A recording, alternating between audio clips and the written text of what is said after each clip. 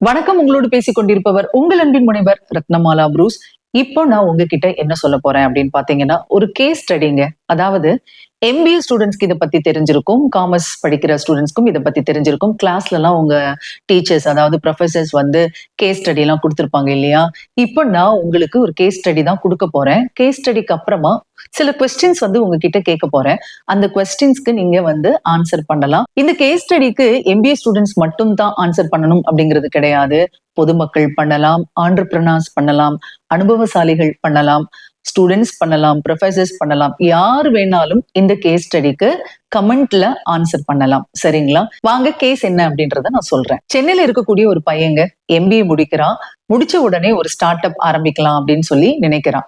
அதாவது millet snacks start up அப்படின்னு சொல்லிட்டு ஆரம்பிக்கிறான். சிறு தானியங்களால செய்யப்படக்கூடிய ஸ்நாக்ஸ் இதை வந்து ஒரு ஸ்டார்ட் அப்பா அவன் ஆரம்பிக்கிறான். என்ன நினைக்கிறான் அப்படின்னு சொன்னா, ஆரோக்கியமான இந்த உணவுகளை எல்லாம் கொடுக்கும்போது கஸ்டமர்ஸ் மத்தியில வந்து மிகப்பெரிய வரவேற்பு கிடைக்கும் அப்படின்னு சொல்லிட்டு அவன் என்ன பண்றான், அதை ஸ்டார்ட் பண்றான். அதாவது இப்பெல்லாம் பாத்தீங்கன்னா ஹெல்த் கான்சியஸா மக்கள் இருக்காங்க இல்லையா?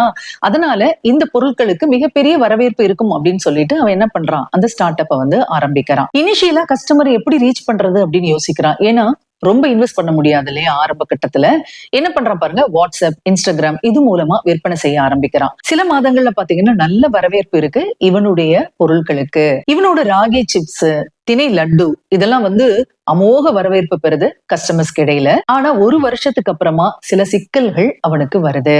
என்னென்ன சிக்கல்கள் அப்படின்னு சொல்றேன். பெரிய பெரிய பிராண்ட்ஸ் எல்லாம் என்ன பண்றாங்க அப்படின்னு சொன்னா, இதே பொருட்களை குறைஞ்ச விலையில தயாரிச்சு விற்க ஆரம்பிச்சுட்டாங்க. தொழில போட்டி இருக்கும் இல்லையா? அதுதான் இது. இவனோட பொருட்களுக்கு தயாரிப்பு விலை வந்து அதிகமா இருக்கிறதுனால இவனால என்ன பண்ண முடியல, விலையை குறைக்க முடியல. ஆன்லைன் ஆர்டர்ஸ் எல்லாமே குறைய ஆரம்பிக்குது. ரீட்டைல் ஸ்டோர்ஸ்ல வச்சு விற்கலாம் அப்படின்னு சொன்னா நிறைய மார்ஜின் கேக்குறாங்க. மார்க்கெட்டிங் செய்யறதுக்கும் பெரிய பட்ஜெட் இவன் கிட்ட இல்ல.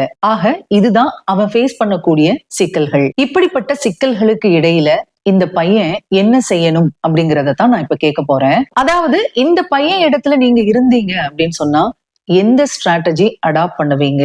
வேற ஏதாவது பிரைசிங் ஸ்ட்ராட்டஜி அடாப்ட் பண்ணணுமா? இல்லனா பொசிஷனிங் அண்ட் பிராண்டிங்ல கான்சென்ட்ரேட் பண்ணணுமா? புதிய ப்ராடக்ட்ஸ் லான்ச் பண்ணணுமா?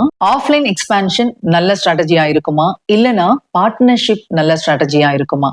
ஆக மொத்தத்துல 5 கேள்விகள் உங்க முன்னாடி நிக்குது.